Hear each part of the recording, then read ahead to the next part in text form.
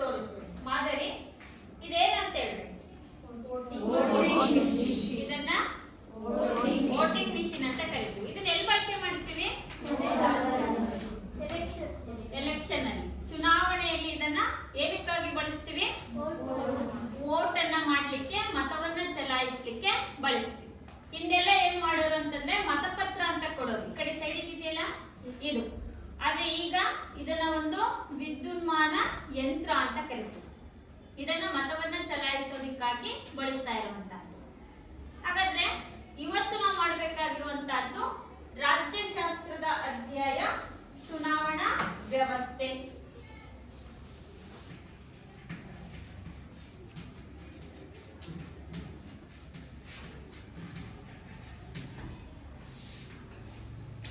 ಈ ಚುನಾವಣಾ ವ್ಯವಸ್ಥೆ ಅನ್ನುವಂತಹದ್ದನ್ನ ಈ ಒಂದು ಅವಧಿಯಲ್ಲಿ ನಾವು ಮಾಡ್ತಾ ಇರುವಂತಹ ಪಾಠ.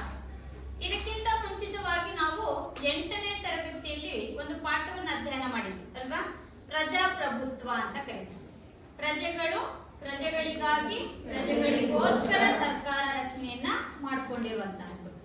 ಈ ಪ್ರಜಾಪ್ರಭುತ್ವ ವ್ಯವಸ್ಥೆ ಯಶಸ್ಸನ್ನ ಕಾಣಬೇಕು ಅಂತಂದ್ರೆ ಅಲ್ಲಿ ನಿರ್ಭಯವಾದ, ನಿಷ್ಪಕ್ಷಪಾತವಾಗಿರುವಂತಹ ಚುನಾವಣೆಗಳು ನಡೆದ್ರೆ ಮಾತ್ರ ಆ ಪ್ರಜಾಪ್ರಭುತ್ವ ಯಶಸ್ಸನ್ನ ಕಾಣಲಿಕ್ಕೆ ಸಾಧ್ಯವಾಗುತ್ತೆ.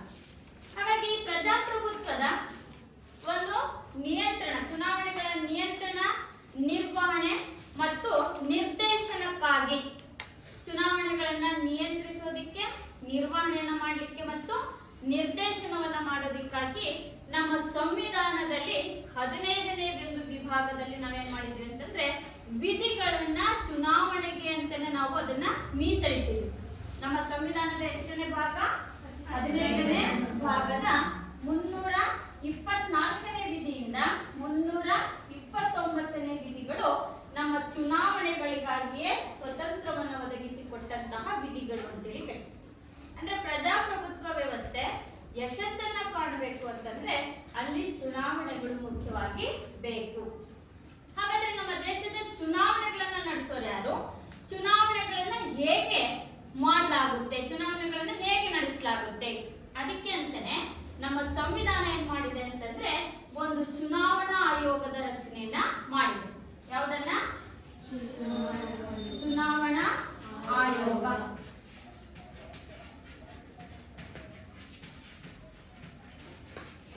ಹಾಗಾದ್ರೆ ಈ ಚುನಾವಣಾ ಆಯೋಗದ ರಚನೆ ಹೇಗಾಗ್ತಿದೆ, ಯಾವ ರೀತಿಯಾಗಿ ಮಾಡಲಾಗಿದೆ ಅಂತಂದ್ರೆ ನಮ್ಮ ಸಂವಿಧಾನದ 324ನೇ ವಿಧಿ ಏನಿದೆ, ಚುನಾವಣಾ ಆಯೋಗವನ್ನ ಕುರಿತು ರಚನೆಯನ್ನು ಮಾಡೋದಕ್ಕೆ ಕುರಿತು ಇದನ್ನ ನಾವು ರಚಿಸಿಕೊಂಡಿದ್ದೀವಿ. ನಮ್ಮ ಸಂವಿಧಾನದ 324ನೇ ವಿಧಿ ನಮ್ಮ ದೇಶದ ಚುನಾವಣಾ ಆಯೋಗದ ರಚನೆಯನ್ನ ಕುರಿತೆ ಈ ವಿಧಿ ತಿಳಿಸ್ತಾ ಇದೆ.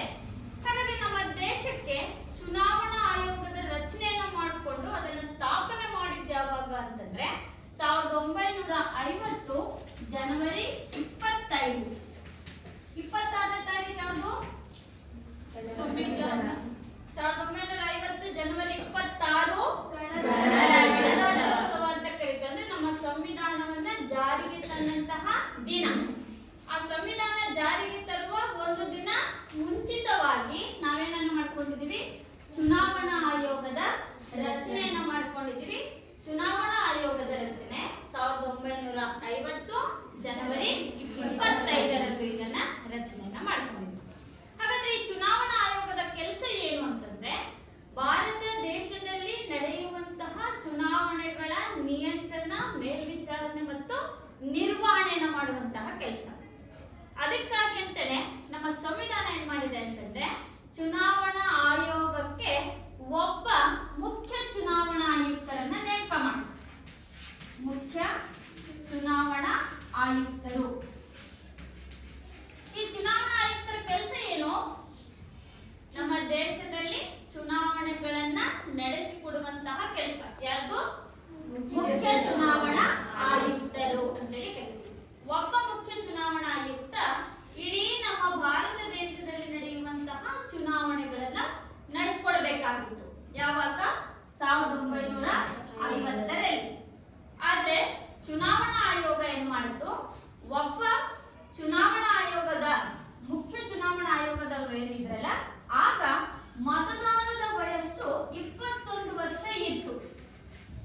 1950ರಿಂದ 1989ರವರೆಗೂ ಚುನಾವಣಾ ಮತ ಚಲಾಯಿಸುವ ಅಧಿಕಾರ ಎಷ್ಟು ವರ್ಷ? 21 ವರ್ಷ. ನಾವೇನ್ ವಯಸ್ಕ ಮತದಾನ ಅಂತ ಕರಿತೀವಲ್ಲ, ವಯಸ್ಕ ಮತದಾನದ ವಯಸ್ಸು 21 ವರ್ಷ ಇತ್ತು.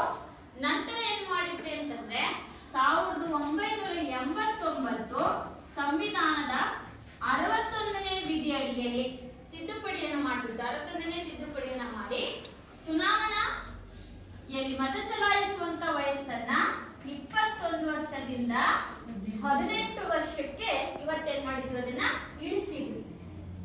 ಈಗ ನಿಮ್ಮ ಚುನಾವಣೆಯಲ್ಲಿ ಮತ ಚಲಾಯಿಸುವ ವಯಸ್ಸೆಷ್ಟು? 18 ವರ್ಷ ತುಂಬಿರೋ ಪೌರರಿಗೆ ಮತ ಚಲಾಯಿಸುವ ಅಧಿಕಾರ ಇದೆ ಅಲ್ವಾ? 1989ಕ್ಕಿಂತ ಮುಂಚೆ ಎಷ್ಟಿತ್ತು? 21 ವರ್ಷ ಇತ್ತು.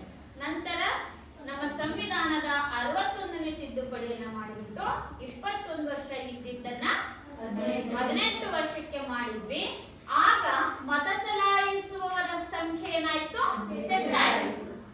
ಮತ ಚಲಾಯಿಸುವ ಸಂಖ್ಯೆ ಹೆಚ್ಚಾಯಿತು ಅಂದ್ರೆ ಚುನಾವಣಾ ಕಾರ್ಯದ ಪ್ರಕ್ರಿಯೆಯ ಕೆಲಸ ಕಾರ್ಯಗಳು ಹೆಚ್ಚಾಯಿತು. ಆಗ ಮುಖ್ಯ ಚುನಾವಣಾ ಆಯುಕ್ತರು ಒಬ್ಬರಿದ್ರಲ್ಲ 21 ವರ್ಷ ಇದ್ದಾಗ, ಆಗ ಏನ್ ಮಾಡಿದ್ರಂದ್ರೆ ಪುನಃ ಅದಕ್ಕೆ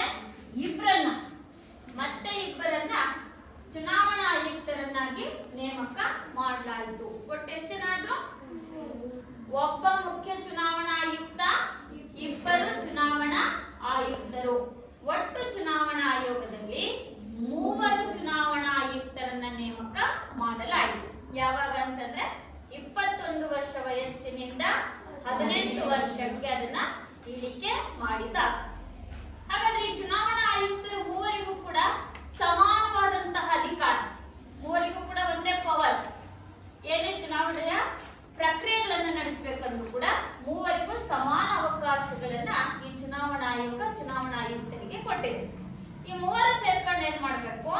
ಕೇಂದ್ರ ಸರ್ಕಾರ ಮತ್ತು ರಾಜ್ಯ ಸರ್ಕಾರಗಳಿಗೆ ಸಂಬಂಧಿಸಿದಂತೆ ಚುನಾವಣೆಗಳನ್ನ ರಚನೆ ಮಾಡುವ, ಚುನಾವಣೆಗಳನ್ನ ನಡೆಸಿಕೊಡುವಂತಹ ಅಧಿಕಾರವನ್ನ ಹೊಂದಿದ್ದಾರೆ. ಹಾಗಾದ್ರೆ ಈ ಮುಖ್ಯ ಚುನಾವಣಾ ಆಯುಕ್ತರು ಮತ್ತೆ ಇಬ್ಬರು ಚುನಾವಣಾ ಆಯುಕ್ತರನ್ನ ಯಾರು ನೇಮಕ ಮಾಡ್ತಾರೆ ಅಂದ್ರೆ ರಾಷ್ಟ್ರಪತಿಗಳು. ರಾಷ್ಟ್ರಪತಿಗಳು ಏನ್ ಮಾಡ್ತಾರೆ?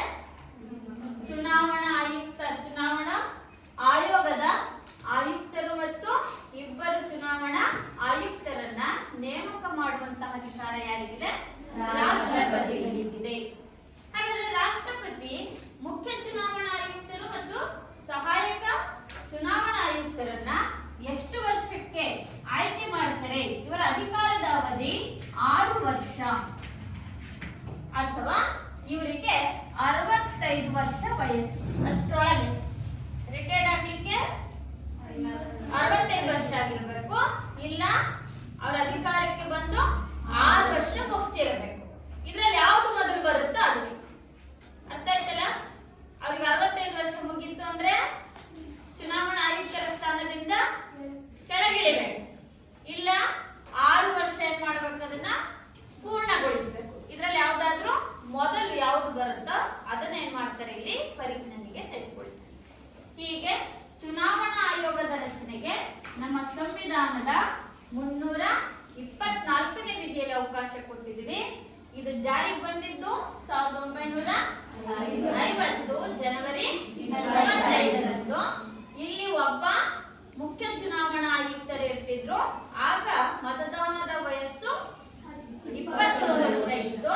ಅದನ್ನ ತಿದ್ದುಪಡಿ ಮಾಡಿದ್ದು 1989ರಲ್ಲಿ 61ನೇ ತಿದ್ದುಪಡಿಯಲ್ಲಿ 21 ವರ್ಷ ಇದ್ದಿದ್ದು 18 ವರ್ಷಕ್ಕೆ ಏನ್ ಮಾಡಿದ್ವಿ, ಅದನ್ನ ಇಳಿಸ್ಕೊಂಡ್ವಿ.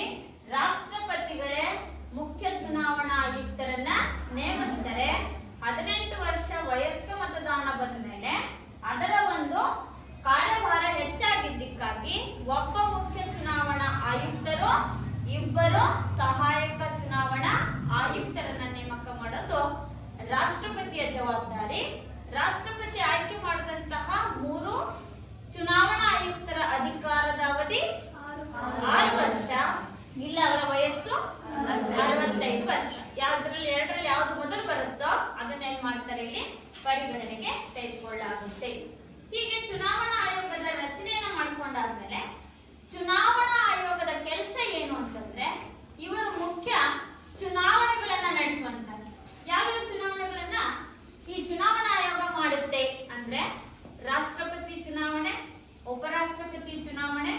ಲೋಕಸಭೆ, ರಾಜ್ಯಸಭೆ, ವಿಧಾನಸಭೆ ಮತ್ತು ವಿಧಾನ ಪರಿಷತ್ತು.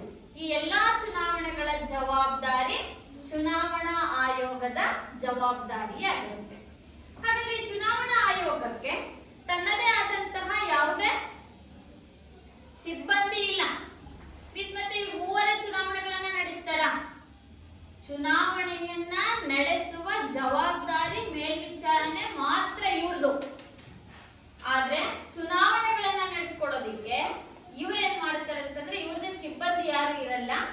ರಾಷ್ಟ್ರಪತಿಯ ಒಪ್ಪಿಗೆ ತಗೊಂಡು ರಾಜ್ಯಸಭೆ, ರಾಜ್ಯದಲ್ಲಿರುವಂತಹ ಏನು ನೌಕರರ ವರ್ಗ ಅಂತ ಕರಿತೀವಲ್ಲ, ಗೌರ್ಮೆಂಟ್ ಎಂಪ್ಲಾಯೀಸ್ ಅಂತ ಕರಿತೀವಿ, ಅವರನ್ನ ಏನ್ ಮಾಡ್ಕೊಳ್ತಾರೆ, ಸಿಬ್ಬಂದಿಯನ್ನಾಗಿ ಆ ಚುನಾವಣೆಗೆ ಮಾತ್ರ ನೇಮಕ ಮಾಡ್ಕೊಳ್ತಾರೆ. ಶಾಶ್ವತ ಅಲ್ಲ.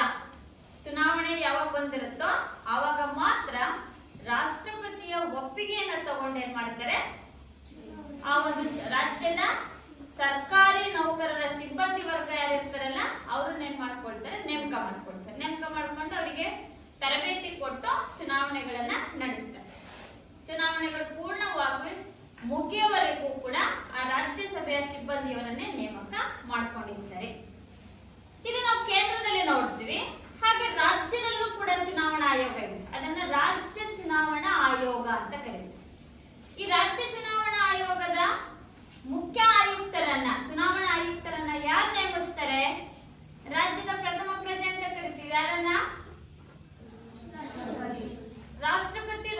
ರಾಷ್ಟ್ರದ್ದು ರಾಜ್ಯದ ಮೊದಲ ಪ್ರಜೆ. ರಾಷ್ಟ್ರದಲ್ಲಿ ರಾಷ್ಟ್ರಪತಿ ಇರ್ತಾರೆ, ರಾಜ್ಯದಲ್ಲಿ ಯಾರಿರ್ತಾರೆ? ರಾಜ್ಯಪಾಲರು ಅಲ್ವಾ? ರಾಜ್ಯಪಾಲರು ಏನ್ ಮಾಡ್ತಾರೆ, ರಾಜ್ಯದ ಚುನಾವಣಾ ಆಯೋಗದ ಮುಖ್ಯಸ್ಥರನ್ನ ನೇಮಿಸ್ತಾರೆ. ಹಾಗಾದ್ರೆ ರಾಜ್ಯದ ಚುನಾವಣಾ ಆಯುಕ್ತರ ಕೆಲಸ ಏನು? ಈ ಪಂಚಾಯತ್ ರಾಜ್ ವ್ಯವಸ್ಥೆ ಅಂತ ಕರಿತೀವಿ. ನೀವು 8th ಅಲ್ಲಿ ಸ್ಥಳೀಯ ಸ್ವಯಂ ಸರ್ಕಾರಗಳಲ್ಲಿ ನೋಡ್ತಿರಲ್ಲ, ಗ್ರಾಮ ಪಂಚಾಯತಿ, ಜಿಲ್ಲಾ ಪಂಚಾಯತಿ, ತಾಲೂಕ್ ಪಂಚಾಯತಿ, ಆ ಪಂಚಾಯತಿ ಎಲೆಕ್ಷನ್ ಅನ್ನು ನಡೆಸುವಂತಹ ಕೆಲಸ ರಾಜ್ಯ ಚುನಾವಣಾ ಆಯೋಗದ ಜವಾಬ್ದಾರಿ ಆಗಿದೆ.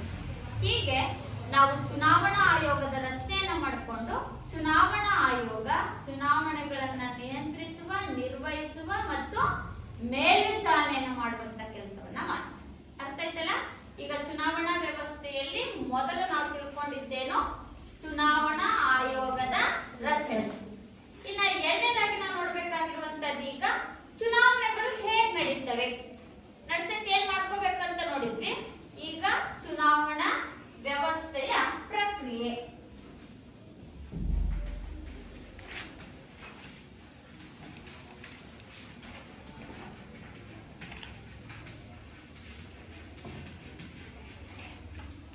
ಇಲ್ಲಿ ಮೊದಲನೇದಾಗಿ ನೋಡುವಂತಹದ್ದು ಚುನಾವಣಾ ಕ್ಷೇತ್ರ.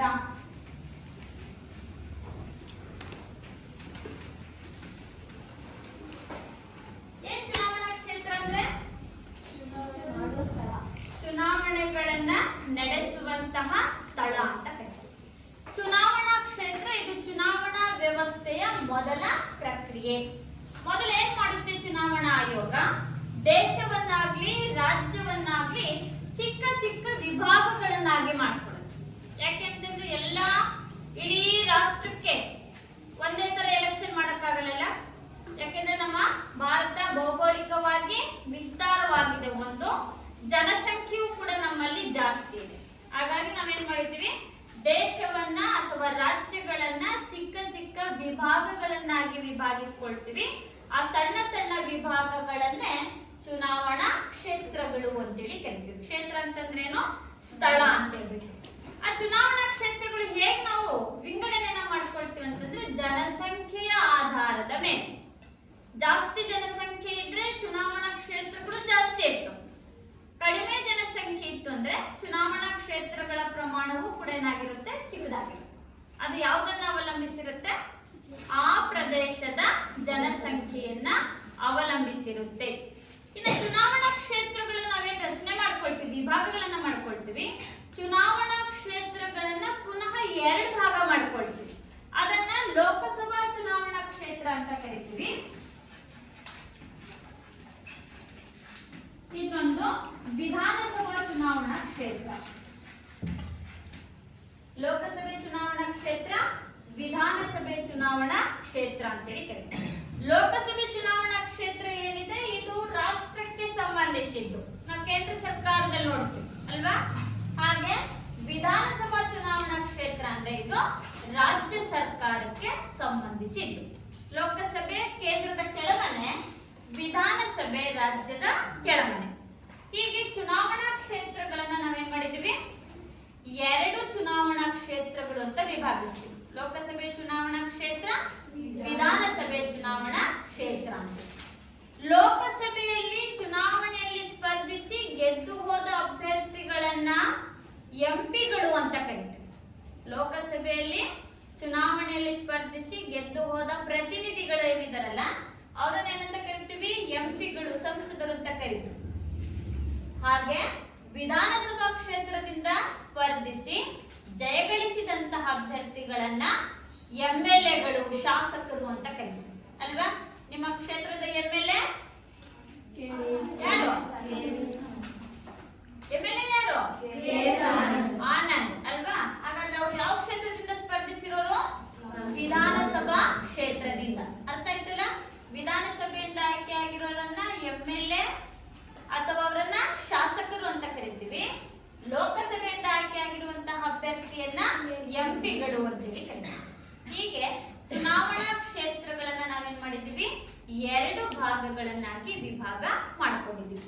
ಈ ವಿಧಾನಸಭೆ ರಾಜ್ಯದಲ್ಲಿರುತ್ತೆ, ಲೋಕಸಭೆ ಕೇಂದ್ರ ಸರ್ಕಾರದ ಅಧೀನದಲ್ಲಿ ಇರುವಂತಹದ್ದು. ಇನ್ನೊಂದು ಕಡೆ ನಾವೇನ್ ಮಾಡ್ತೀವಿ, ಚುನಾವಣಾ ಕ್ಷೇತ್ರಗಳನ್ನ ಪರಿಶಿಷ್ಟ ಜಾತಿ, ಪರಿಶಿಷ್ಟ ಪಂಗಡಕ್ಕೆ ಅಂತಾನೆ ಮೀಸಲಿಡ್ತೀವಿ. ಪರಿಶಿಷ್ಟ ಜಾತಿ ಮತ್ತು ಪರಿಶಿಷ್ಟ ಪಂಗಡಕ್ಕೆ ಅಂತಾನೆ ನಾವೇನ್ ಮಾಡಿದೀವಿ ಅಂತಂದ್ರೆ ಕೆಲವೊಂದು ಕ್ಷೇತ್ರಗಳನ್ನ ಮೀಸಲಿಟ್ಟಿದ್ದೀವಿ. ಅದನ್ನ ಮೀಸಲು ಕ್ಷೇತ್ರಗಳು ಅಂತ ಕರೀತೀವಿ. ಆ ಕ್ಷೇತ್ರಗಳಲ್ಲಿ ಬೇರೆ ಯಾರು ಸ್ಪರ್ಧೆ ಮಾಡಂಗಿಲ್ಲ.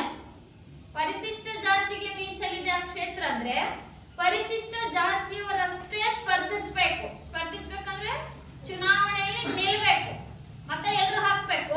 ಚುನಾವಣೆ ಮಾತ್ರ ಪರಿಶಿಷ್ಟ ಜಾತಿಗಂತಿದ್ರೆ ಪರಿಶಿಷ್ಟ ಜಾತಿ ಅಭ್ಯರ್ಥಿಗಳೇ ನಿಲ್ಬೇಕು. ಪರಿಶಿಷ್ಟ ಪಂಗಡ ಅಂತಿದ್ರೆ ಪರಿಶಿಷ್ಟ ಪಂಗಡದವರಲ್ಲಿ ಚುನಾವಣೆಯಲ್ಲಿ ಸ್ಪರ್ಧಿಸಬೇಕು. ಇದು ಅವರಿಗೆ ಅಂತಾನೆ ಮೀಸಲಿರ್ತವೆ. ಅದನ್ನು ನಾವು ಮೀಸಲು ಚುನಾವಣಾ ಕ್ಷೇತ್ರಗಳು ಅಂತ ಕರೀತೀವಿ. ಇನ್ನು ಸಾಮಾನ್ಯ ಅಂತಿದ್ರೆ ಯಾರು ಬೇಕಾದ್ರೂ ಸ್ಪರ್ಧೆ ಮಾಡಬಹುದು. ಆದ್ರೆ ಪರಿಶಿಷ್ಟ ಜಾತಿ, ಪರಿಶಿಷ್ಟ ಪಂಗಡ ಅಂತ ಮೀಸಲಿದ್ರೆ ಆ ಜಾತಿಯವರು ಮಾತ್ರ ಆ ಒಂದು ಚುನಾವಣಾ ಕ್ಷೇತ್ರಗಳಲ್ಲಿ ಸ್ಪರ್ಧೆಯನ್ನ ಮಾಡಬೇಕಾಗುತ್ತೆ. ಇದನ್ನ ಮೀಸಲು ಚುನಾವಣಾ ಕ್ಷೇತ್ರಗಳು ಅಂತೇಳಿ ಕರೀತೀವಿ. ಅರ್ಥ ಆಯ್ತಲ್ಲ? ಚುನಾವಣಾ ಕ್ಷೇತ್ರ ಅಂದ್ರೆ ದೇಶವನ್ನ ಸಣ್ಣ ಸಣ್ಣ ಭಾಗಗಳನ್ನಾಗಿ ವಿಭಾಗಿಸಿ ಚುನಾವಣೆಗಳನ್ನ ನಡೆಸುತ್ತೆ. ಅದರಲ್ಲಿ ಲೋಕಸಭಾ ಚುನಾವಣಾ ಕ್ಷೇತ್ರ, ವಿಧಾನಸಭಾ ಚುನಾವಣಾ ಕ್ಷೇತ್ರ. ಲೋಕಸಭೆಯಲ್ಲಿ ಗೆದ್ದವರನ್ನ ಎಂಪಿ ಅಂತ ಕರಿತೀವಿ.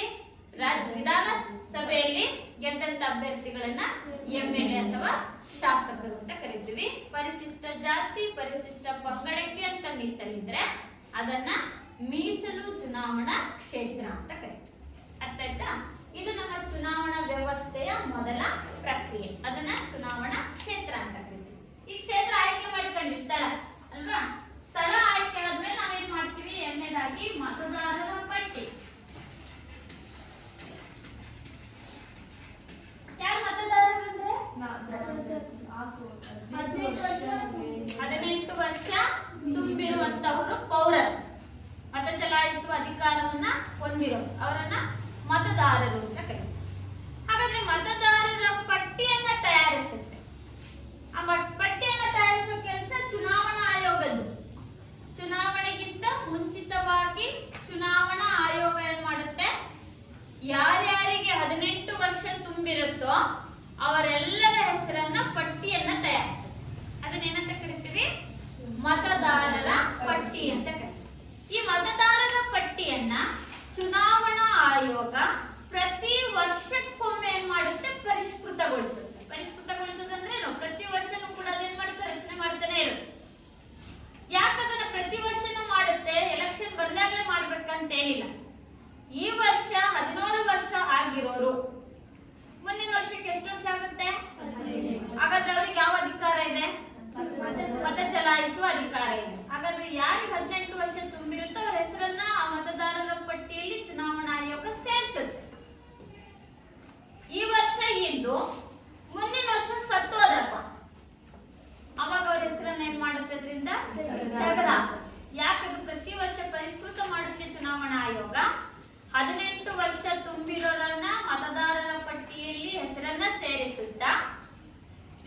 ಹೋದಂತ ಮರಣವನ್ನ ಹೊಂದಿದಂತಹ ಹೆಸರನ್ನ ತೆಗೆದು ಹಾಕಲಿಕ್ಕೆ ಚುನಾವಣಾ ಆಯೋಗ ಏನ್ ಮಾಡುತ್ತೆ, ಪ್ರತಿ ವರ್ಷಕ್ಕೊಮ್ಮೆ ಮತದಾರರ ಪಟ್ಟಿಯನ್ನ ಪರಿಷ್ಕೃತಗೊಳಿಸುತ್ತೆ. ಅದಾದ್ಮೇಲೆ ಮತದಾರರು 18 ವರ್ಷದವರು ತಮ್ಮ ಹೆಸರನ್ನ ನೋಂದಾಯಿಸಿಕೊಳ್ತಾರೆ. ಅವರಿಗೆ ಏನ್ ಮಾಡುತ್ತೆ, ಮತದಾರರ ಒಂದು ಪಟ್ಟಿಯಲ್ಲಿ ಹೆಸರಿಗೆ ನೋಂದಾಯಿಸಿದ ಮೇಲೆ ಚುನಾವಣಾ ಆಯೋಗ ಅವರಿಗೆ ಒಂದು ಗುರುತಿನ ಚೀಟಿ ಕೊಡುತ್ತೆ. ಆ ಗುರುತಿನ ಚೀಟಿಯನ್ನು ಏನಂತ ಕರಿತೀವಿ, ಮತದಾರರ ಗುರುತಿನ ಚೀಟಿ ಅಂತ ಕರಿತೀವಿ. ಕಾಣಿಸ್ತಿದ್ದಿಲ್ಲ, ಇದು ವೋಟರ್ ಐಡಿ, ಇದನ್ನ ಎಪಿಕ್ ಕಾರ್ಡ್ ಅಂತ ಕರಿತೀವಿ. ಮತದಾರರ ಗುರುತಿನ ಚೀಟಿ ಅಂತ ಕರಿತೀವಿ. ಈ ಮತದಾರರ ಗುರುತಿನ ಚೀಟಿಯಲ್ಲಿ ಏನಿರುತ್ತೆ, ಇದರಲ್ಲಿ ಇದರಲ್ಲಿ ಅವ್ರ ಹೆಸರು ಇರುತ್ತೆ, ತಂದೆ ಮದ್ವೆ ಆಗಿಲ್ಲ ಅಂದ್ರೆ ತಂದೆ ಹೆಸರು ಇರುತ್ತೆ. ಗಂಡ್ ಮಕ್ಳಿಗೆ ಯಾವಾಗ್ಲೂ ತಂದೆ ಹೆಸರು ಇರುತ್ತೆ. ಹೆಣ್ಮಕ್ಳು ಮದ್ವೆ ಆಗಿತ್ತು ಅಂದ್ರೆ ಅಲ್ಲಿ ಗಂಡನ ಹೆಸರು ಇರುತ್ತೆ. ಅವರ ಸಂಪೂರ್ಣ ವಿಳಾಸ ಹಿಂಭಾಗದಲ್ಲಿ ಇರುತ್ತೆ, ಅವ್ರ ಕಂಪ್ಲೀಟ್ ಅವ್ರ ಅಡ್ರೆಸ್ ಇರುತ್ತೆ. ಹೌದಾ? ಇದನ್ನ ಏನಕ್ಕಾಗಿ ಕೊಟ್ಟಿರುತ್ತೆ, ಚುನಾವಣಾ ಆಯೋಗ ಮತದಾನ ಮಾಡುವ ಸಂದರ್ಭದಲ್ಲಿ, ಚುನಾವಣೆಗಳು ನಡೆಯುವಂತಹ ಸಂದರ್ಭದಲ್ಲಿ ಮತದಾರರ ಪಟ್ಟಿಯಲ್ಲಿರುವಂತಹ ಹೆಸರಿನವರೇ ಮತ ಚಲಾಯಿಸ್ತಾ ಇದ್ದಾರ ಅಂತ ನೋಡೋದಿಕ್ಕೆ. ಈಗ ನಾನು ವೋಟರ್ ಲಿಸ್ಟ್ ನನ್ನ ಹೆಸರಿದೆ ಅಂದ್ರೆ ನನಗೆ ಈ ಚೀಟಿಯನ್ನು ಕೊಟ್ಟಿರ್ತಾರೆ, ಮತದಾರರ ಚೀಟಿ, ಗುರುತಿನ ಚೀಟಿ. ಈ ಚೀಟಿ ತಗೊಂಡು ತೋರಿಸಿದ್ರೆ ನನ್ನ ಫೋಟೋ ಮತ್ತೆ ಈ ಫೋಟೋ ಕೂಡ ಟ್ಯಾಲಿ ಮಾಡ್ತಾರೆ. ಮಾಡಾದ್ಮೇಲೆ ಏನ್ ಮಾಡ್ತಾರೆ, ನಾನೇ ಅವನು, ನಾನೇ ಅವಳು, ನಾನು ಅದನ್ನು ಮತ ಚಲಾಯಿಸಬಹುದು, ಅಂದ್ರೆ ನಮ್ಮ ಮತ ಬೇರೆ ಯಾರು ಚಲಾಯಿಸಬಾರ್ದು ಅಂತ. ಇದನ್ನ ತಪ್ಪಿಸೋದಿಕ್ಕಾಗಿ ಚುನಾವಣಾ ಆಯೋಗ ಏನ್ ಮಾಡ್ತಾ ಇದೆ, ಮತದಾರರ ಪಟ್ಟಿಯಲ್ಲಿ ಹೆಸರನ್ನ ಸೇರಿಸಿದ ಮೇಲೆ ಮತದಾರರನ್ನ ಗುರುತಿಸುವುದಕ್ಕಾಗಿಯೇ ಏನ್ ಮಾಡಿದೆ, ಮತದಾರರ ಗುರುತಿನ ಚೀಟಿಯನ್ನ ಕೊಟ್ಟಿದೆ. ಇದರಲ್ಲಿ ಮತದಾರರ ಸಂಪೂರ್ಣ ಮಾಹಿತಿ ಕೂಡ ಇದೆ. ಹೆಸರು, ವಿಳಾಸ, ಅವರ ಸಂಪೂರ್ಣ ಮಾಹಿತಿಯನ್ನ ಈ ಗುರುತಿನ ಚೀಟಿಯಲ್ಲಿ ನೋಡ್ತೀವಿ. ಇದನ್ನ ತಗೊಂಡು ನಾವೇನ್ ಮಾಡಬಹುದು, ಎಲೆಕ್ಷನ್ ಟೈಮ್ ಅಲ್ಲಿ ವೋಟ್ ಅನ್ನ ಹಾಕಬಹುದಾಗಿದೆ. ಗುರುತಿನ ಚೀಟಿ ಬಂದಿಲ್ಲಪ್ಪ, 18 ವರ್ಷ ಆಗಿತ್ತು, ಹೆಸರನ್ನ ಈಗ ಸೇರಿಸಿದ್ದಾರೆ. ಹೆಸರು ಸೇರಿಸಿದ 1 ತಿಂಗಳಲ್ಲಿ 2 ತಿಂಗಳಲ್ಲಿ ಎಲೆಕ್ಷನ್ ಡಿಕ್ಲೇರ್ ಆಗ್ಬಿಡ್ತು. ಹೌದಾ? ಅವಾಗ ನಾವೇನ್ ಮಾಡಬಹುದು, ನಮಗೆ ಆ ಚೀಟಿ ಬಂದಿಲ್ವಲ್ಲ, ಇನ್ನು ಫೋಟೋ ತಕೊಂಡಿದ್ವಿ ಮೀನ್ಸ್ ನಮಗಿನ್ನು ಕಾರ್ಡೇ ಬಂದಿಲ್ಲ. ಅವಾಗ ಏನ್ ಮಾಡ್ಬೋದು, ನಿಮ್ಮ ಆಧಾರ್ ಕಾರ್ಡ್ ತೋರಿಸ್ಬೋದು, ಅಥವಾ ಪಾನ್ ಕಾರ್ಡ್ ಅನ್ನ ತೋರಿಸ್ಬೋದು, ಅಥವಾ ನಿಮ್ಮ ರೇಷನ್ ಕಾರ್ಡ್ ಅನ್ನಾದ್ರೂ ತೋರಿಸ್ಬೋದು, ಅಥವಾ ಗಂಡ್ಮಕ್ಳಾಗಿದ್ರೆ ಡ್ರೈವಿಂಗ್ ಲೈಸೆನ್ಸ್ ಕೊಟ್ಟಿರ್ತಾರಲ್ಲ DL, ಅದಾದ್ರೂ ಕೂಡ ತೋರಿಸ್ಬೋದು. 18 ವರ್ಷ ತುಂಬಿದೆ ಅನ್ನೋದಕ್ಕೆ ಯಾವ ಪ್ರೂಫ್ ಇರುತ್ತೋ ಅದನ್ನ ಮಾತ್ರ ತೋರಿಸ್ಬಿಟ್ಟು ಏನ್ ಮಾಡ್ಬೋದು, ಮತವನ್ನ ಚಲಾಯಿಸಬಹುದು. ಈಗ ಆಧಾರ್ ಕಾರ್ಡ್ ಎಲ್ರಿಗೂ ಕಂಪಲ್ಸರಿ ಇರುತ್ತೆ. ಆಧಾರ್ ಕಾರ್ಡ್ ತೋರಿಸ್ಬಿಟ್ಟು ಏನ್ ಮಾಡ್ಬೋದು, ವೋಟ್ ಅನ್ನ ಹಾಕಬಹುದು. ಇದು ಮತದಾನದ ಪ್ರಕ್ರಿಯೆ, ಚುನಾವಣಾ ಪ್ರಕ್ರಿಯೆಯ 2ನೇ ವಿಧಾನ. ಯಾವುದು? ಮತದಾರರ ಪಟ್ಟಿ. ಮತದಾರರ ಪಟ್ಟಿ ಎಷ್ಟು ವರ್ಷಕ್ಕೊಮ್ಮೆ ಪರಿಷ್ಕೃತ? ಪ್ರತಿ ವರ್ಷಕ್ಕೊಮ್ಮೆ. ಅದರಲ್ಲಿ 18 ವರ್ಷ ತುಂಬಿರೋ ಹೆಸರನ್ನ ಸೇರಿಸುತ್ತೆ, ಮರಣ ಹೊಂದಿದವರ ಹೆಸರನ್ನ ತೆಗೆದುಹಾಕುತ್ತೆ. ಮತದಾರರನ್ನ ಗುರುತಿಸೋದಿಕ್ಕೆ ಅಂತಾನೆ ಮತದಾರರ ಗುರುತಿನ ಚೀಟಿಯನ್ನು ಕೂಡ ಕೊಡ್ತಾರೆ. ಇದು ಚುನಾವಣಾ ಸಂದರ್ಭದಲ್ಲಿ ಚುನಾವಣಾ ಅಧಿಕಾರಿಗಳು ಮತದಾರರನ್ನ ಗುರುತಿಸೋದಿಕ್ಕಾಗಿ ಬಳಸುವಂತಹ ಒಂದು ಗುರುತಿನ ಚೀಟಿ. ಇದಾದ್ಮೇಲೆ ಏನಾಗುತ್ತೆ ಅಂತಂದ್ರೆ ಅಧಿಸೂಚನೆ ಅಂತ ಹೇಳಿ ಕರೀತಾರೆ. ಮತದಾರರ ಪಟ್ಟಿ ರಚನೆ ಮಾಡ್ಕೊಳ್ತು, ಕ್ಷೇತ್ರ ಡಿವೈಡ್ ಮಾಡ್ಕೊಳ್ತು ಅಲ್ವಾ? ಚುನಾವಣಾ ಆಯೋಗ ನೆಕ್ಸ್ಟ್ ಏನ್ ಮಾಡುತ್ತೆ, ಅಧಿಸೂಚನೆಯನ್ನ ಹೊರಡಿಸುತ್ತೆ. ಅಧಿಸೂಚನೆ ಅಂತಂದ್ರೆ ಚುನಾವಣಾ ಆಯೋಗ ಚುನಾವಣೆ ಯಾವತ್ತಾಗುತ್ತೆ ಅಂತ ಹೇಳ್ಬಿಟ್ಟು ಏನ್ ಮಾಡುತ್ತೆ, ಘೋಷಣೆ ಮಾಡುತ್ತೆ, ದಿನಾಂಕವನ್ನ ಘೋಷಣೆ ಮಾಡುತ್ತೆ. ಅದನ್ನ ಯಾವ ರೀತಿಯಾಗಿ, ವೃತ್ತಪತ್ರಿಕೆಗಳ ಮೂಲಕ, ಟಿವಿಗಳ ಮುಖಾಂತರ, ರೇಡಿಯೋಗಳ ಮುಖಾಂತರ, ಸಮೂಹ ಮಾಧ್ಯಮಗಳ ಮುಖಾಂತರ ಏನ್ ಮಾಡುತ್ತೆ, ಚುನಾವಣಾ ಆಯೋಗ ಅನೌನ್ಸ್ ಮಾಡುತ್ತೆ ಈ ಡೇಟಿಗೆ ಎಲೆಕ್ಷನ್ ಆಗುತ್ತೆ ಅಂತ. ಆ ಡೇಟ್ ಅನೌನ್ಸ್ಮೆಂಟ್ ಮಾಡುತ್ತಲ್ಲ, ಅದನ್ನೇ ನಾವೇನಂತ ಕರಿತೀವಿ, ಅಧಿಸೂಚನೆ ಅಂತ ಕರಿತೀವಿ. ಇದು ಮಾಡೋದು ಯಾವುದು, ಚುನಾವಣಾ ಆಯೋಗ ಮತದಾನದ ದಿನಾಂಕ, ವೇಳೆಯನ್ನ ಪತ್ರಿಕೆಗಳ ಮೂಲಕ, ರೇಡಿಯೋಗಳ ಮೂಲಕ, ದೂರದರ್ಶನದ ಮೂಲಕ ಏನ್ ಮಾಡುತ್ತೆ, ಪ್ರಕಟಣೆಯನ್ನ ಮಾಡುತ್ತೆ. ಇದನ್ನ ಅಧಿಸೂಚನೆ ಅಂತೇಳಿ ಕರೀತೀವಿ. ಅಧಿಸೂಚನೆಯನ್ನು ಡಿಕ್ಲೇರ್ ಆಯ್ತು, ಡೇಟ್ ಅನೌನ್ಸ್ ಆಯ್ತು. ಡೇಟ್ ಅನೌನ್ಸ್ ಆದ್ಮೇಲೆ ಏನ್ ಮಾಡ್ತಾರೆ, ಯಾರು ಮತದಾನದಲ್ಲಿ ಚುನಾವಣೆಯಲ್ಲಿ ಸ್ಪರ್ಧಿಸೋದಿಕ್ಕೆ ಇಷ್ಟಪಡ್ತಾರೋ ಅವ್ರೇನ್ ಮಾಡ್ಬೋದು ನಾಮಪತ್ರವನ್ನ ಸಲ್ಲಿಸಬಹುದು. ಅದಕ್ಕೆ ಏನಂತ ಕರಿತೀವಿ ಅಂತಂದ್ರೆ ಚುನಾವಣಾ ಅಭ್ಯರ್ಥಿಯ ಉಮೇದುವಾರಿಕೆ ಅಂತೇಳಿ ಕರಿತೀವಿ. ಅಭ್ಯರ್ಥಿಯ ಉಮೇದುವಾರಿಕೆ. ಚುನಾವಣೆಯಲ್ಲಿ ಚುನಾಯಿಸುವಂತಹ ಹಕ್ಕು ನಮಗಿದೆ ಅಲ್ವಾ? ಯಾರು ಬೇಕಾದ್ರೂ ಚುನಾವಣೆಯಲ್ಲಿ ಸ್ಪರ್ಧಿಸಬಹುದು. ಆದ್ರೆ ಕೆಲವೊಂದು ಅರ್ಹತೆಗಳನ್ನು ಹೊಂದಿರಬೇಕು. ನಾವು ರಾಜ್ಯ ಸರ್ಕಾರ ಮತ್ತೆ ಕೇಂದ್ರ ಸರ್ಕಾರದಲ್ಲಿ ನೋಡ್ತೀವಲ್ಲ, ಭಾರತದ ಪ್ರಜೆ ಆಗಿರ್ಬೇಕು, 25 ವರ್ಷ ವಯಸ್ಸಾಗಿರ್ಬೇಕು, ಯಾವುದೇ ಸರ್ಕಾರಿ ಹುದ್ದೆಯಲ್ಲಿರಬಾರ್ದು, ಯಾವುದೇ ನ್ಯಾಯಾಂಗದ ಶಿಕ್ಷೆಗೆ ಒಳಪಟ್ಟಿರಬಾರ್ದು, ಮಾನಸಿಕ ಅಸ್ವಸ್ಥತೆಯನ್ನು ಹೊಂದಿರಬಾರ್ದು ಅಂತೆಲ್ಲ ಇದೆ, ದಿವಾಳಿ ಆಗಿರಬಾರ್ದು. ಇದು ಅರ್ಹತೆಗಳು. ಯಾರು ಅರ್ಹತೆಗಳನ್ನ ಹೊಂದಿದ್ದು ಅಂತವರು ಮಾತ್ರ ಏನ್ ಮಾಡ್ಬೇಕು, ಚುನಾವಣೆಯಲ್ಲಿ ಏನ್ ಮಾಡಬಹುದು, ಸ್ಪರ್ಧೆಯನ್ನ ಮಾಡಬಹುದು. ಈ ಒಂದು ಚುನಾವಣೆ ಸ್ಪರ್ಧೆಯಲ್ಲಿ ಕೆಲವೊಂದು ಅರ್ಹತೆಯನ್ನ ಹೊಂದಿರ್ತಾರೆ, ಅಂತವ್ರು ಏನ್ ಮಾಡ್ಬೇಕು, ಚುನಾವಣೆಯಲ್ಲಿ ಉಮೇದುವಾರಿಕೆಯನ್ನ ಸಲ್ಲಿಸಬೇಕು. ಉಮೇದುವಾರಿಕೆಯನ್ನ ಸಲ್ಲಿಸೋಕೆ ಅಂತಾನೆ, ತಮ್ಮ ನಾಮಪತ್ರವನ್ನ ಸಲ್ಲಿಸೋದಕ್ಕೆ ಅಂತಾನೆ ಒಬ್ಬ ಚುನಾವಣಾ ಆಯೋಗ ಏನ್ ಮಾಡುತ್ತೆ, ಒಬ್ಬ ಅಧಿಕಾರಿಯನ್ನ ನೇಮಿಸಿರ್ತಾರೆ. ಅವ್ರ ಹತ್ರ ಹೋಗ್ಬಿಟ್ಟು ಅವರ ನಾಮಪತ್ರದ ಅಪ್ಲಿಕೇಶನ್ ಅನ್ನ ತುಂಬಿ ಅದಕ್ಕೆ ಕೆಲವೊಂದು ದಾಖಲೆಗಳನ್ನ ಹಾಕ್ಬೇಕಾಗಿರುತ್ತೆ. ಆ ಎಲ್ಲಾ ದಾಖಲೆಗಳನ್ನ ಅದಕ್ಕೆ ಹಾಕ್ಬಿಟ್ಟು ಏನ್ ಮಾಡ್ತಾರೆ, ಆ ಚುನಾವಣಾ ಅಧಿಕಾರಿಗೆ ತಗೊಂಡೋಗಿ ಕೊಡ್ತಾರೆ. ಕೊಟ್ಟು ಅದನ್ನ ಕೊಡುವಂತ ಸಂದರ್ಭದಲ್ಲಿ ಏನ್ ಮಾಡಿರ್ತಾರೆ ಅಂತಂದ್ರೆ, ಆ ಒಂದು ವೇಳೆಯಲ್ಲಿ ಒಂದು ನಿಗದಿತವಾದಂತ ಒಂದು ನಿರ್ದಿಷ್ಟ ಹಣವನ್ನ ಕೊಟ್ಟು ಬರ್ಬೇಕು. ಅಪ್ಲಿಕೇಶನ್ ಕೊಟ್ಟು ನಿರ್ದಿಷ್ಟ ಹಣವನ್ನ ಕಟ್ಟು ಬರ್ಬೇಕು. ಅದನ್ನ ಭದ್ರತಾ ಠೇವಣಿ ಅಂತ ಕರೀತೀವಿ. ನಿಮಗೆ ಎಲೆಕ್ಷನ್ ಮಾಡ್ಬೇಕಾದ್ರೆ ನಾವು ಅಪ್ಲಿಕೇಶನ್ ಇಸ್ಕೊಂಡು ನಿಮ್ಮ ಹತ್ರ ದುಡ್ಡು ಇಸ್ಕೊಂಡಿದ್ವಲ್ಲ, ಭದ್ರತಾ ಠೇವಣಿಯಲ್ಲಿ ಎಲೆಕ್ಷನ್ ಟೈಮ್ ಮಾಡಿದ್ವಲ್ಲಪ್ಪ, ನಾಮಪತ್ರ ಸಲ್ಲಿಕೆ ಕೊಡ್ಬೇಕಾದ್ರೆ ನಿಮ್ಮಿಂದ ಅಮೌಂಟ್ ಇಸ್ಕೊಂಡು ನಾಮಪತ್ರ ಇಸ್ಕೊಂಡ್ವಲ್ಲ, ಆ ಅಮೌಂಟ್ ಅನ್ನ ಏನಂತ ಕರಿತೀವಿ, ಭದ್ರತಾ ಠೇವಣಿ ಅಂತೇಳಿ ಕರಿತೀವಿ. ಹೀಗೆ ಸ್ಪರ್ಧೆಯಲ್ಲಿ ಚುನಾವಣೆಯಲ್ಲಿ ಸ್ಪರ್ಧಿಸುವಂತಹ ಅಭ್ಯರ್ಥಿಗಳು ಚುನಾವಣಾ ಅರ್ಜಿಯನ್ನ ತುಂಬಿ ದಾಖಲೆಗಳನ್ನ ಹಾಕಿ ಇಂತಿಷ್ಟು ನಿರ್ದಿಷ್ಟ ಹಣವನ್ನ ಭದ್ರತಾ ಠೇವಣಿಯ ರೂಪದಲ್ಲಿ ಅಧಿಕಾರಿಗೆ ಕೊಟ್ಟು ಏನ್ ಮಾಡ್ಬೇಕು, ತಮ್ಮ ನಾಮಪತ್ರವನ್ನ ಸಲ್ಲಿಸಬಹುದು. ಅದಕ್ಕೆ ಅಂತಾನೆ ಒಂದು ದಿನಾಂಕವನ್ನು ಕೂಡ ಏನ್ ಮಾಡಿರ್ತಾರೆ, ನಿಗದಿಪಡಿಸಿರ್ತಾರೆ.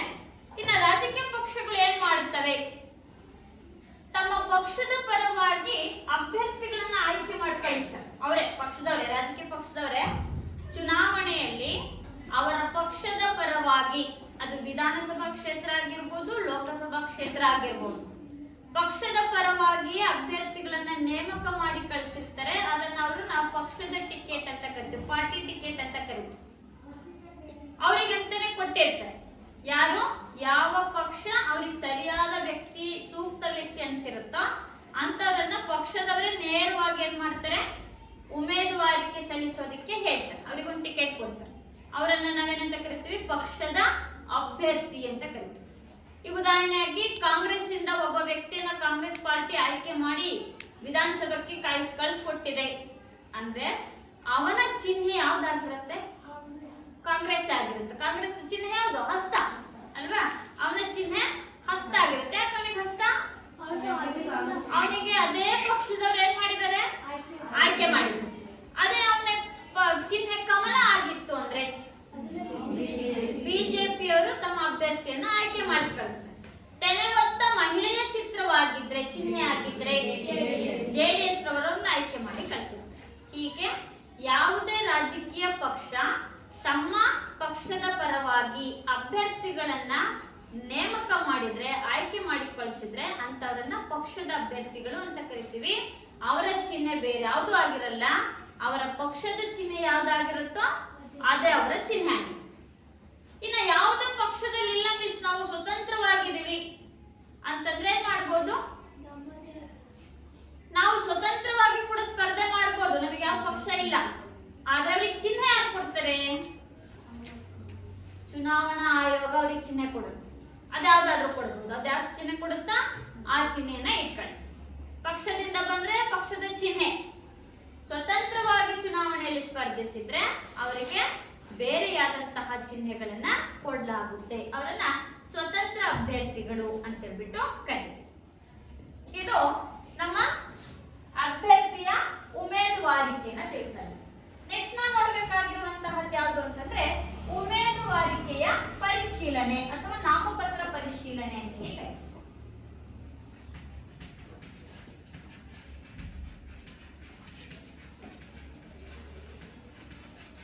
ನಾಮಪತ್ರ ಪರಿಶೀಲನೆ. ಈಗ ನಾವು ಹೋಗಿ ಅಪ್ಲಿಕೇಶನ್ ಕೊಟ್ಟು ಬಂದ್ವಿ, ಭದ್ರತಾ ಠೇವಣಿಯನ್ನು ಕೂಡ ಕೊಟ್ಟು ಬಂದ್ವಿ. ಕೊಟ್ಟು ಬಂದ್ಮೇಲೆ ಆ ಚುನಾವಣಾ ಅಧಿಕಾರಿ ಏನು ಅವ್ರ ನಾಮಪತ್ರ ಸ್ವೀಕರಿಸಿರ್ತಾರೆ, ಅವ್ರೇನ್ ಮಾಡ್ತಾರೆ, ಅವರೆಲ್ಲ ರೆಕಾರ್ಡ್ಸ್ ಅನ್ನ ಚೆಕ್ ಮಾಡ್ತಾರೆ. ಅವ್ರ ಭಾರತದ ಪ್ರಜೆನ, ಅವರಿಗೆ ಇಂತಿಷ್ಟು ವಯಸ್ಸಾಗಿದೆಯಾ, ನ್ಯಾಯಾಲಯದಲ್ಲಿ ಯಾವುದೇ ಶಿಕ್ಷೆಗೊಳಪಟ್ಟಿಲ್ವಾ, ಅಥವಾ ಇವ್ರು ಯಾವ್ದಾದ್ರು ಸರ್ಕಾರಿ ನೌಕರಲ್ಲಿದ್ದಾರಾ, ಎಲ್ಲರೂ ಕೂಡ ಏನ್ ಮಾಡ್ತಾರೆ, ಕೂಲಂಕುಷವಾಗಿ ಅದನ್ನ ಚೆಕ್ ಮಾಡ್ತಾರೆ. ಅಪ್ಲಿಕೇಶನ್ ಅನ್ನ ಚೆಕ್ ಮಾಡಿಬಿಟ್ಟು ಅದರಲ್ಲಿ ಅರ್ಹತೆಯನ್ನ ಹೊಂದಿದವರ ಪಟ್ಟಿ ಬೇರೆ, ಅನರ್ಹರ ಪಟ್ಟಿ ಬೇರೆ. ಅದ್ರಲ್ಲಿ ಏನಾದ್ರೂ ಒಂದು ಮಿಸ್ಟೇಕ್ ಆದ್ರೂ ಕೂಡ ಏನ್ ಮಾಡ್ತಾರೆ, ಅದನ್ನ ಅಪ್ಲಿಕೇಶನ್ ಅನ್ನ ಏನ್ ಮಾಡ್ತಾರೆ, ರಿಜೆಕ್ಟ್ ಮಾಡ್ತಾರೆ, ತಿರಸ್ಕೃತಾರೆ. ಯಾರ ದಾಖಲೆಗಳು ಸರಿಯಾಗಿರುತ್ತೋ ಅವರ ಒಂದು ಪಟ್ಟಿಯನ್ನ ಒಂದ್ ಕಡೆ ಮಾಡ್ಕೊಳ್ತಾರೆ.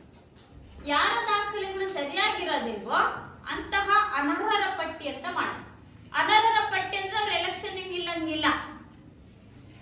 ನಿಲ್ಲಂಗಿಲ್ಲ, ಅರ್ಹರು ಮಾತ್ರ ಏನ್ ಮಾಡ್ಬೇಕು, ಎಲೆಕ್ಷನ್ ಅಲ್ಲಿ ನಿಲ್ಬೇಕು. ಅದನ್ನ ಏನ್ ಮಾಡ್ತೀವಿ, ನಾಮಪತ್ರದ ಪರಿಶೀಲನೆ ಅಂತೇಳಿ ಕರೀತೀವಿ. ನಾಮಪತ್ರ ಪರಿಶೀಲನೆ ಆದ್ಮೇಲೆ ಉಮೇದುವಾರಿಕೆ ಹಿಂಪಡೆಯುವಿಕೆ ಅಂತ ಕರೀತೀವಿ.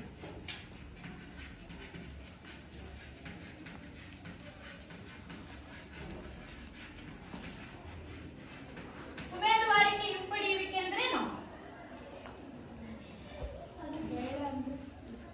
ಬೇಡ ಅಂದಾಗ ಇಸ್ಕೊಳ್ಳೋದು. ನನಗೆಲ್ಲ ರೆಕಾರ್ಡ್ಸ್ ಕರೆಕ್ಟ್ ಆಗಿದಾವಪ್ಪ, ನಾನು ಅರ್ಹರ ಪಟ್ಟಿಯಲ್ಲಿ ಇದ್ದೀನಿ, ನಾಮಪತ್ರವನ್ನು ಸಲ್ಲಿಸ್ಬಿಟ್ಟಿದ್ದೀನಿ, ಈಗ ನಾನು ಎಲೆಕ್ಷನ್ ನಿಲ್ಲೋದಕ್ಕೆ ನನಗೆ ಇಷ್ಟ ಇಲ್ಲ, ಅವಾಗ ನಾನು ಏನ್ ಮಾಡ್ತೀನಿ, ಅಪ್ಲಿಕೇಶನ್ ಅನ್ನ ವಾಪಸ್ ಇಸ್ಕೊಳ್ತೀನಿ. ಅದಕ್ಕೆ ಅಂತ ಒಂದು ಡೇಟ್ ಫಿಕ್ಸ್ ಆಗಿರುತ್ತೆ, ಯಾವಾಗ ಹೋಗಿ ಕೇಳಂಗಿಲ್ಲ. ಅರ್ಥ ಆಯ್ತಾ? ನಾಮಪತ್ರವನ್ನ ಹಿಂಪಡೆಯೋದಿಕ್ಕೆ ಅಂತ ಒಂದು ದಿನಾಂಕ ನಿಗದಿ ಆಗಿರುತ್ತೆ. ಅಷ್ಟರೊಳಗೆ ಏನ್ ಮಾಡ್ಬೇಕು, ನಮಗೆ ಚುನಾವಣೆಯಲ್ಲಿ ಸ್ಪರ್ಧಿಸೋದಿಕ್ಕೆ ಇಷ್ಟ ಇಲ್ಲ ಅಂದ್ರೆ ಏನ್ ಮಾಡ್ಬೋದು, ನಾಮಪತ್ರವನ್ನ ಹಿಂಪಡಿಬಹುದು. ಅದನ್ನ ಏನಂತ ಕರಿತೀವಿ, ನಾಮಪತ್ರದ ಹಿಂಪಡೆಯುವಿಕೆ ಅಥವಾ ಉಮೇದುವಾರಿಕೆಯ ಹಿಂಪಡೆಯುವಿಕೆ ಅಂತ ಹೇಳಿ. ಇದಾದ್ಮೇಲೆ ನಾವು ನೋಡ್ತೀವಿ ಚುನಾವಣಾ ಪ್ರಚಾರ. ಏನ್ ಚುನಾವಣಾ ಪ್ರಚಾರ? ಈಗ ಅರ್ಹತೆಯನ್ನು ಪಡ್ಕೊಂಡಿವಿ, ಎಲ್ಲ ಆಯ್ತು, ಇನ್ನು ನಾವೇನ್ ಮಾಡ್ಬೇಕು, ಜನರ ಬಳಿ ಹೋಗಿ ಮತಯಾಚನೆಯನ್ನ ಮಾಡ್ಬೇಕು, ವೋಟ್ ಕೊಡಿ ಅಂತ ಕೇಳ್ಬೇಕು ಅಲ್ವಾ? ಈ ರೀತಿಯಾಗಿ ಯಾರು ಅರ್ಹತೆಯನ್ನ ಹೊಂದಿದಂತಹ ಅಭ್ಯರ್ಥಿಗಳಿರ್ತಾರೋ ಅವ್ರೇನ್ ಮಾಡ್ತಾರೆ ಅಂತಂದ್ರೆ ಸಾಮೂಹಿಕವಾಗಿ ಅಥವಾ ವೈಯಕ್ತಿಕವಾಗಿ ಅಥವಾ ಸಭೆ ಸಮಾರಂಭಗಳನ್ನ ಕರೆದ್ಬಿಟ್ಟು ಸಾರ್ವಜನಿಕರಿಂದ ಏನ್ ಮಾಡ್ತಾರೆ, ಮತಯಾಚನೆಯನ್ನ ಮಾಡ್ತಾರೆ, ಮತ ಪ್ರಚಾರವನ್ನ ಮಾಡ್ತಾರೆ. ಬಹಿರಂಗ ಮತ ಪ್ರಚಾರ ಅಂತ ಕರೀತಾರೆ. ಮನೆ ಬಾಗಿಲಿಗೆ ಹೋಗ್ಬೋದು, ಸಭೆಗಳನ್ನ ಕರೆದು ಮತಯಾಚನೆಯನ್ನ ಮಾಡ್ಬೋದು. ಆ ಟೈಮಲ್ಲಿ ಚುನಾವಣೆಯಲ್ಲಿ ಸ್ಪರ್ಧಿಸಿದಂತಹ ಅಭ್ಯರ್ಥಿಗಳು ಕೆಲವೊಂದು ಆಶ್ವಾಸನೆಗಳನ್ನ ಕೊಡ್ತಾರೆ. ನೋಡಿ, ನನಗೆ ಗೆಲ್ಲಿಸಿದ್ರೆ ನಿಮ್ಮೂರಿಗೆ ಶಾಲೆ ಮಾಡ್ಕೊಡ್ತೀನಿ, ನಿಮ್ಮೂರಿಗೆ ಆಸ್ಪತ್ರೆ ಮಾಡ್ಕೊಡ್ತೀನಿ, ರಸ್ತೆ ರಿಪೇರಿ ಮಾಡಿಸ್ತೀನಿ, ಬಸ್ ಸ್ಟಾಪ್ ಅನ್ನ ಕಟ್ಟಿಸ್ಕೊಡ್ತೀನಿ ಅಂತ ಹೇಳ್ತಾರಲ್ವಾ, ಅದನ್ನ ಆಶ್ವಾಸನೆಗಳು ಅಂತ ಕರೀತೀವಿ. ಅದನ್ನ ಚುನಾವಣಾ ಪ್ರಕ್ರಿಯೆಯಲ್ಲಿ ಚುನಾವಣಾ ಪ್ರಣಾಳಿಕೆ ಅಂತ ಕರೀತೀವಿ.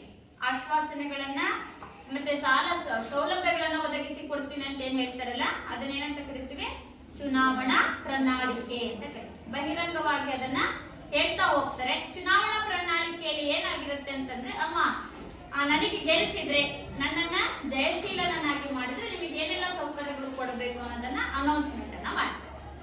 ಅದೇ ರೀತಿಯಾಗಿ ಚುನಾವಣಾ ಪ್ರಚಾರ ಮಾಡುವಂತ ಸಂದರ್ಭದಲ್ಲಿ ನಾವೇನ್ ಮಾಡ್ತೀವಿ ಅಂತಂದ್ರೆ, ದೊಡ್ಡ ದೊಡ್ಡ ಬ್ಯಾನರ್ ಗಳನ್ನ ಹಾಕೊಂಡು ನೋಡ್ತೀವಿ, ಫ್ಲೆಕ್ಸ್ ಗಳು ಅಂತ ಕರೀತೀವಿ. ಆಮೇಲೆ ಅವರ ಒಂದು ಚೀಟಿಯನ್ನ, ಹೆಸರನ್ನ ಹೊಂದಿರುವ, ಚಿಹ್ನೆಯನ್ನ ಹೊಂದಿರುವಂತ ಪಾಂಪ್ಲೆಟ್ಸ್ ಗಳು ಅಂತ ಕರೀತೀವಿ, ಅದನ್ನ ಕೊಡ್ತೀವಿ. ಆಮೇಲೆ ಅವರ ಚಿಹ್ನೆಯನ್ನ ಹೊಂದಿರುವಂತಹ ಕೆಲವೊಂದು ಪೇಪರ್ ಗಳನ್ನ ಹಾಕಿರ್ತಾರೆ. ನೀವು ಎಲೆಕ್ಷನ್ ಟೈಮಲ್ಲಿ ಎಲ್ಲ ನೋಡಿದ್ರಲ್ಲ, ದೊಡ್ಡ ದೊಡ್ಡ ಬ್ಯಾನರ್ ಹಾಕಿರ್ತಾರೆ, ಆಮೇಲೆ ದೊಡ್ಡ ದೊಡ್ಡದಾಗಿ ಪೋಸ್ಟರ್ ಗಳನ್ನ ಹಾಕಿರ್ತಾರೆ. ಇವೆಲ್ಲವೂ ಕೂಡ ಚುನಾವಣಾ ಪ್ರಚಾರದಲ್ಲಿ ನಾವು ಕೈಗೊಳ್ಳುವಂತ ಒಂದು ಕ್ರಿಯೆ, ಜನರನ್ನ ಆಕರ್ಷಿಸುವಂತ ಒಂದು ಕ್ರಿಯೆಯನ್ನ ನಾವಲ್ಲಿ ನೋಡ್ತೀವಿ. ಚುನಾವಣಾ ಪ್ರಚಾರ, ಚುನಾವಣೆ ಅನೌನ್ಸ್ ಆದ್ಮೇಲೆ ಮತದಾಚನೆಯನ್ನ ಮಾಡ್ತಾರಲ್ಲ, ಚುನಾವಣಾ ಪ್ರಚಾರ ಮತದಾನದ 48 ಗಂಟೆಗಳ ಮುಂಚಿತವಾಗಿ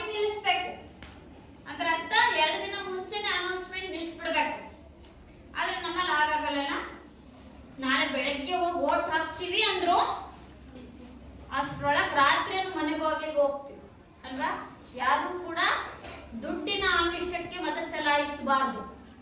ಆದ್ರೆ ನಮ್ಮಲ್ಲಿ ಮಾಡ್ತಿರೋದೇನು, ಹಣಕ್ಕಾಗಿ ಏನ್ ಮಾಡ್ತಿದೀವಿ, ಓಟನ್ನ ಹಾಕ್ತಿದ್ವಿ. ಆದ್ರೆ ಚುನಾವಣಾ ಆಯೋಗದ ರೂಲ್ಸ್ ಏನು, 48 ಗಂಟೆಗಳು ಮುಂಚಿತವಾಗಿಯೇ ಚುನಾವಣಾ ಪ್ರಚಾರವನ್ನ ನಿಲ್ಲಿಸ್ಬೇಕು. ಚುನಾವಣಾ ಪ್ರಚಾರ ಎಲ್ಲ ಆಯ್ತು ಅಲ್ವಾ, ಎಲ್ಲ ಆದ್ಮೇಲೆ ಮತದಾನ ದಿನ ಅಂತ ಕರೀತೀವಿ. ಏನ್ ಮತದಾನ ದಿನ ಅಂದ್ರೆ ವೋಟಿಂಗ್ ಯಾವತ್ತು ಮಾಡ್ತೀವಲ್ಲ ಆ ದಿನವನ್ನ ಮತದಾನ ದಿನ ಅಂತ ಕರೀತೀವಿ. ಮತ ಚಲಾಯಿಸುವ ದಿನವನ್ನ ಮತದಾನದ ದಿನ ಅಂತ ಕರೀತೀವಿ. ಎಲ್ಲ ಮತ ಚಲಾಯಿಸ್ತೀವಿ, ಎಲ್ಲಿ ಹೋಗ್ತೀವಿ ವೋಟ್ ಹಾಕ್ಲಿಕ್ಕೆ? ಮತಸ್ಥಳ ಎಲ್ಲಿರುತ್ತೆ? ಆ ಸ್ಕೂಲ್ ಆಲ್ಮೋಸ್ಟ್ ಎಲ್ಲ ಶಾಲೆಗಳಲ್ಲಿ ತಗೊಂಡಿರ್ತೀವಿ. ಅದನ್ನೇನಂತ ಕರಿತೀವಿ ಅಂದ್ರೆ ಮತ ಚಲಾಯಿಸುವಂತಹ ಸ್ಥಳಕ್ಕೆ ಮತಗಟ್ಟೆ ಅಂತ ಕರಿತೀವಿ. ಮತ ಚಲಾಯಿಸುವ ಸ್ಥಳಕ್ಕೆ ಏನಂತ ಕರಿತೀವಿ? ಮತಗಟ್ಟೆ. ಆ ಮತಗಟ್ಟೆಯಲ್ಲಿ ಯಾರು ಇರ್ತಾರೆ ವೋಟ್ ಹಾಕ್ಸ್ಕೊಳಕ್ಕೆ? ಯಾರಿರ್ತಾರೆ? ಸರ್ಕಾರಿ ನೌಕರರು. ಬಹುತೇಕ ತಗೊಳ್ಳೋದು ಶಿಕ್ಷಕರನ್ನೇ. ಬೇರೆ ಬೇರೆ ವೃತ್ತಿಯಲ್ಲಿರುತ್ತವರು ತಗೊಳ್ತಾರೆ, ಅವರನ್ನು ಕೂಡ ಮಿಕ್ಸಪ್ ಮಾಡಿರ್ತಾರೆ. ಎಲ್ಲರನ್ನ ಸೇರಿಸಿಕೊಂಡು ಚುನಾವಣೆಯಲ್ಲಿ ಸಿಬ್ಬಂದಿಯನ್ನಾಗಿ ನೇಮಕ ಮಾಡಿಕೊಳ್ಳುತ್ತೆ ಚುನಾವಣಾ ಆಯೋಗ. ಆ ಸಿಬ್ಬಂದಿಗಳು ಮತವನ್ನ ಚಲಾಯಿಸೋದಿಕ್ಕೆ, ಚುನಾವಣೆಯನ್ನು ಮಾಡೋದಿಕ್ಕೆ ಅಂತ ಒಂದು ಸ್ಥಳ ನಿಗದಿ ಆಗಿರುತ್ತೆ. ಅದನ್ನ ಮತಗಟ್ಟೆ ಅಂತ ಕರಿತೀವಿ. ಆ ಮತಗಟ್ಟೆಗೆ ಹೋಗ್ಬಿಟ್ಟು ಏನ್ ಮಾಡ್ತೀವಿ? ಮತವನ್ನ ಚಲಾಯಿಸ್ತೀವಿ. ಆ ಮತ ಚಲಾಯಿಸುವಾಗ ಹಿಂದೆಲ್ಲ ಏನ್ ಮಾಡೋದು ಅಂತಂದ್ರೆ ಅದಕ್ಕೊಂದು ಪತ್ರ ಬರೋದು, ಅದನ್ನ ಮತಪತ್ರ ಅಂತ ಕರೆಯೋದು. ಈ ಭಾಗದಲ್ಲಿ ಇದೆ ನೋಡಿ, ಹೌದಾ? ಈ ಭಾಗದಲ್ಲಿ ಕ್ರಮ ಸಂಖ್ಯೆ, ಹೆಸರು, ಚಿತ್ರ, ಚಿಹ್ನೆ. ಇದು ಮುಂಚೆ ಇತ್ತು, ಬ್ಯಾಲೆಟ್ ಪೇಪರ್ ಅಂತ ಕರೆಯೋದು, ಮತಪತ್ರ ಅಂತ ಕರೆಯೋರು. ಅದು ಮುಂಚೆ ಏನ್ ಮಾಡೋರು ಅಂತಂದ್ರೆ ಹೆಸರಿನ ಮುಂದೆ ಸೀಲ್ ಹಾಕೋದು. ಸ್ವಾಸ್ತಿಕ್ ಸೀಲ್ ನೋಡಿರಲ್ಲ, ಆ ಸೀಲ್ ಅನ್ನ ಹಾಕ್ಬಿಟ್ಟು ಏನ್ ಮಾಡೋದು, ಅದನ್ನ ಫೋಲ್ಡ್ ಮಾಡಿ ಡಬ್ಬಕ್ಕೆ ಹಾಕ್ಬಾರದು, ಪೇಪರ್ ಇತ್ತು. ಈಗ ಏನ್ ಮಾಡಿದೀವಿ ಅಂತಂದ್ರೆ ಈಗ ವಿದ್ಯುನ್ಮಾನ ಯಂತ್ರವನ್ನ ಬಳಸ್ತಿದ್ವಿ ಅಲ್ವಾ. ಈ ವಿದ್ಯುನ್ಮಾನ ಯಂತ್ರವನ್ನ ಬಳಸ್ಕೊಂಡು ಇಲ್ಲಿ ಮತದಾರರ ಹೆಸರು ಇರುತ್ತೆ, ಅವರ ಭಾವಚಿತ್ರನೂ ಇರುತ್ತೆ, ಪಕ್ಕದಲ್ಲಿ ಅವರ ಚಿಹ್ನೆನೂ ಇರುತ್ತೆ. ಇದನ್ನ ಏನ್ ಮಾಡ್ಬೇಕು ಅಂದ್ರೆ ಪಕ್ಕದಲ್ಲಿ ಬ್ಲೂ ಕಲರ್ ಬಟನ್ ಇದೆಯಲ್ಲ, ಈ ಬಟನ್ ಅನ್ನ ಒತ್ತಿದ್ರೆ ಸಾಕು, ನಾವ್ ಯಾರಿಗೆ ಮತವನ್ನ ಹಾಕ್ಬೇಕಾಗಿರುತ್ತೆ ಅದು ಯಂತ್ರದಲ್ಲಿ ಸೇವ್ ಆಗುತ್ತೆ. ಅರ್ಥ ಆಯ್ತಲ್ಲ? ಇದು ಕಾರ್ಯಭಾರವನ್ನ ಕಡಿಮೆ ಮಾಡಿದ್ವಿ. ವೋಟಿಂಗ್ ಮಾಡುವಂತ ಸಂದರ್ಭದಲ್ಲಿ ಎಲ್ಲವನ್ನೂ ತಕ್ಕೊಂಡು ಜೋಡಿಸ್ಕೊಂಡು ಕೌಂಟ್ ಮಾಡ್ಬೇಕು, ಬಹಳ ಸಮಯ ತಗೊಳುತ್ತೆ ಅಂತ ಈಗ ಏನ್ ಮಾಡಿದೀವಿ, ಈ ಒಂದು ಮತಯಂತ್ರವನ್ನ ಬಳಸ್ತಾ ಇದೀವಿ. ಇದನ್ನ ವಿದ್ಯುನ್ಮಾನ ಯಂತ್ರ ಅಂತ ಕರಿತೀವಿ. ಈ ಯಂತ್ರವನ್ನ ಬಳಸ್ಬಿಟ್ಟು ಸುಲಭವಾಗಿ ನಾವು ಇವತ್ತೇನ್ ಮಾಡ್ತಾ ಇದೀವಿ, ಚುನಾವಣೆಗಳನ್ನ ನಡೆಸ್ತಾ ಇದೀವಿ. ಇದು ಫೈನಲ್ ಆದ್ಮೇಲೆ ಬರುವಂತದ್ದು ಯಾವುದು? ಮತ ಎಣಿಕೆ. ಮತ ಎಣಿಕೆ ಅಂದ್ರೇನು? ಎಣಿಸೋದು, ಮತ ವೋಟಿಂಗ್ ಎಷ್ಟಾಗಿದೆ ಅಂತ ಅಲ್ವಾ. ಆ ಟೈಮಲ್ಲಿ ಏನ್ ಮಾಡ್ತೀವಿ ಅಂದ್ರೆ ಈ ಮತಯಂತ್ರ ಏನಿರುತ್ತಲ್ಲ, ಲಾಸ್ಟ್ ಒಂದು ಟೋಟಲ್ ಬಟನ್ ಅಂತಿರುತ್ತೆ. ಟೋಟಲ್ ಬಟನ್ ಅನ್ನ ಒತ್ಬಿಟ್ಟು ರಿಸಲ್ಟ್ ಅಂತ ಕೊಟ್ರೆ ಯಾವ್ಯಾವ ಅಭ್ಯರ್ಥಿಗೆ ಎಷ್ಟೆಷ್ಟು ಮತಗಳು ಬಂದವೆ ಅಂತ ಈ ಡಿಸ್ಪ್ಲೇನೆ ತೋರಿಸ್ಬಿಡುತ್ತಿದ್ರೆ, ವಿದ್ಯುನ್ಮಾನ ಯಂತ್ರದಲ್ಲೇ ತೋರಿಸುತ್ತೆ. ಅದನ್ನ ಏನ್ ಮಾಡ್ಕೋಬೇಕು, ಬರ್ಕೋಬೇಕು. ಆ ಮತ ಎಣಿಕೆಗೆ ಒಂದು ಡೇಟ್ ಅನ್ನು ಫಿಕ್ಸ್ ಮಾಡಿರ್ತಾರೆ. ಚುನಾವಣೆ ಆದ್ಮೇಲೆ ಒಂದು 2-3 ದಿನದಲ್ಲೇ ಎಣಿಕೆನೂ ಕೂಡ ಮಾಡ್ತಾರೆ. ಅದಕ್ಕೂ ಸಿಬ್ಬಂದಿನೂ ಇರ್ತಾರೆ. ಅದಕ್ಕೂ ಸಿಬ್ಬಂದಿಗಳು ಯಾರು? ಇದೇ ರಾಜ್ಯ ಸರ್ಕಾರಿ ನೌಕರರು. ಅಲ್ಲಿ ಒಬ್ಬ ರಿಟರ್ನಿಂಗ್ ಆಫೀಸರ್ ಅಂತ ಇರ್ತಾರೆ. ಅವ್ರು ಚುನಾವಣೆ ಮತ ಎಣಿಕೆ ಕೆಲಸಕ್ಕೆ ಅಂತಾನೆ ನೇಮಕ ಮಾಡಿರ್ತಾರೆ. ಅವರ ಸಮ್ಮುಖದಲ್ಲಿ ಚುನಾವಣೆಯಲ್ಲಿ ಸ್ಪರ್ಧಿಸಿದ ಅಭ್ಯರ್ಥಿಗಳ ಸಮ್ಮುಖದಲ್ಲಿ ಕೂರಿಸ್ಕೊಂಡ್ಬಿಟ್ಟು ಏನ್ ಮಾಡ್ತಾರೆ, ಅವ್ರನ್ನ ಟೋಟಲ್ ಅನ್ನು ಹಾಕ್ತಾರೆ, ಎಣಿಕೆಯನ್ನ ಮಾಡಿಬಿಟ್ಟು ಯಾರು ಬಹುಮತವನ್ನ ಪಡ್ಕೊಂಡಿರ್ತಾರೋ ಅವರ ಹೆಸರನ್ನ ಏನ್ ಮಾಡ್ತಾರೆ, ಅನೌನ್ಸ್ ಮಾಡ್ತಾರೆ. ಪ್ರತಿಯೊಂದು ರೌಂಡ್ ಅಲ್ಲೂ ಕೂಡ ಹೇಳ್ತಾ ಹೋಗ್ತಾರೆ, ಇವರಿಗೆ ಇಷ್ಟು ವೋಟ್ ಬಂತು, ಫಸ್ಟ್ ರೌಂಡ್ ಅಲ್ಲಿ ಇಷ್ಟು, ಸೆಕೆಂಡ್ ರೌಂಡ್ ಅಲ್ಲಿ ಇಷ್ಟು, ಅಭ್ಯರ್ಥಿಗಳ ವೋಟ್ ಅನ್ನ ಹೇಳ್ತಾ ಹೋಗ್ತಾರೆ. ಲಾಸ್ಟ್ ಸುತ್ತಲ್ಲಿ ಯಾರಿಗೆ ಹೆಚ್ಚು ಮತಗಳು ಬಂದಿರುತ್ತೋ ಅವರ ಹೆಸರನ್ನ ಘೋಷಣೆಯನ್ನು ಮಾಡಿ ವಿಜೇತರು ಅಂತ ಹೇಳ್ಬಿಟ್ಟು ಘೋಷಣೆ ಮಾಡ್ತಾರೆ. ಆ ಘೋಷಣೆ ಮಾಡುವ ಅಧಿಕಾರಿಗಳು ರಿಟರ್ನಿಂಗ್ ಆಫೀಸರ್ ಅಂತ ಕರಿತೀವಿ. ಅವರು ಅದನ್ನ ಘೋಷಣೆಯನ್ನ ಮಾಡ್ತಾರೆ. ಘೋಷಣೆ ಮಾಡಾದ್ಮೇಲೆ ಅವ್ರು ಗೆದ್ರು ಅಂದ್ರೆ ಅಲ್ಲಿಗೆ ಚುನಾವಣೆ ಮುಗಿತು. ಅಲ್ಲಿಗೆ ನೀತಿ ಸಂಹಿತೆ ಕಂಪ್ಲೀಟ್ ಆಗುತ್ತೆ. ಚುನಾವಣಾ ಆಯೋಗದ ಕೆಲಸ ಪೂರ್ಣ ಆಯ್ತು. ಅರ್ಥ ಆಯ್ತಲ್ಲ? ಇದಿಷ್ಟು ಚುನಾವಣಾ ಪ್ರಕ್ರಿಯೆ ವ್ಯವಸ್ಥೆಯಲ್ಲಿ ಬರುವಂತಹ ಅಂಶಗಳು. ನೆಕ್ಸ್ಟ್ ಮುಂದುವರೆದಂತಹ ಭಾಗವನ್ನ ಮುಂದಿನ ತರಗತಿಯಲ್ಲಿ